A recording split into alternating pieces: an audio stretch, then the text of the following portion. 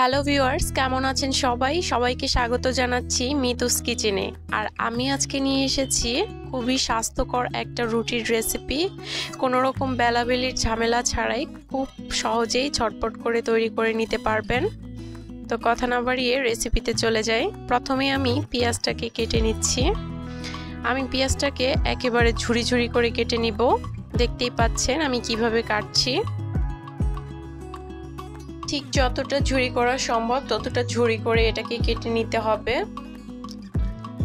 এখানে যা যা ব্যবহার করব সব কিছুই কিন্তু খুব ঝুরি করে কেটে নিতে হবে। আমি 2টা পেঁয়াজ দিলাম আর পেঁয়াজটাকে ঠিক এইভাবে অনেক ঝুরি ঝুরি করে কেটে নিয়েছি। আর এরপর আমি দিয়ে দিব মরিচ। মরিচটাকেও আমি খুব ঝুরি ঝুরি করে কেটে নিব।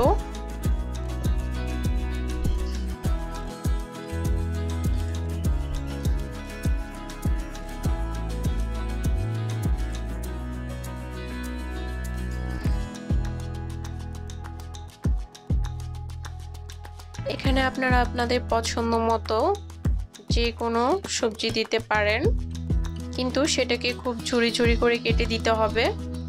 এরপর আমি নিয়েছি ধনিয়া পাতা। ধনিয়া পাতাটাকেও আমি খুব ঝুরি ঝুরি করে কেটে দিব।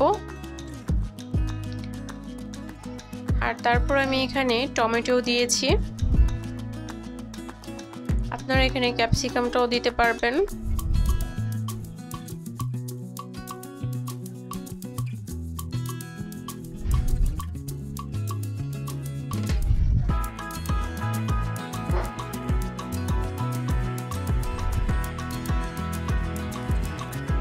এই রুটিটা কিন্তু খুবই স্বাস্থ্যকর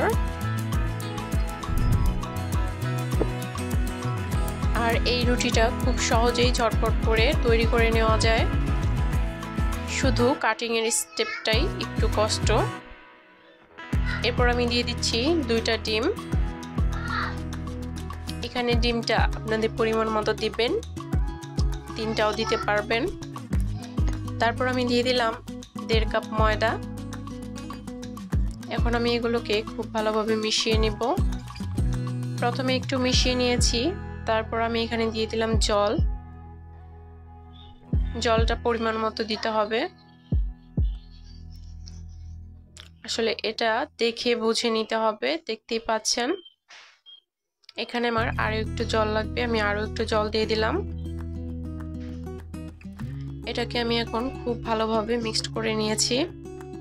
আর ব্যাটারটার থিকনেস ঠিক এরকমই হবে, একটু পাতলা হবে। দেখতেই পাচ্ছেন। এখন আমি এগুলোকে ছেঁকে নিব। আর এর জন্য আমি একটা গোল চামিচ নিয়েছি। গোল চামিচ নিলে কিন্তু ছড়িয়ে দিতে অনেক সুবিধা হয়। 2 চামচ ব্যাটার নিলাম, তারপরে খুব সুন্দরভাবে ছড়িয়ে দিচ্ছি।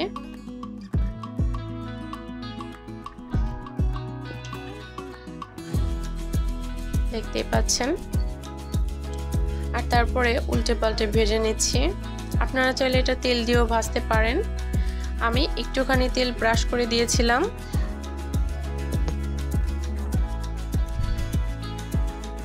এই রুটিটা কিন্তু খুবই স্বাস্থ্যকর আর খেতেও কিন্তু খুবই সুস্বাদু।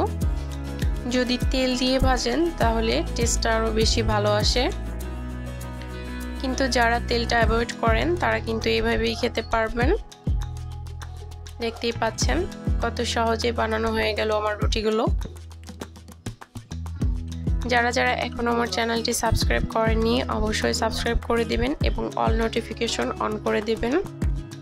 আর আপনারা যদি এরকম সহজ আর স্বাস্থ্যকর আরও রেসিপি দেখতে চান আমাকে অবশ্যই কমেন্ট করে জানাবেন। সবাই ভালো থাকবেন, সুস্থ থাকবেন। দেখা হবে নতুন কোনো ভিডিওতে। আর এই রেসিপিটা কিন্তু একবার হলেও বাসায় ট্রাই করে দেখবেন।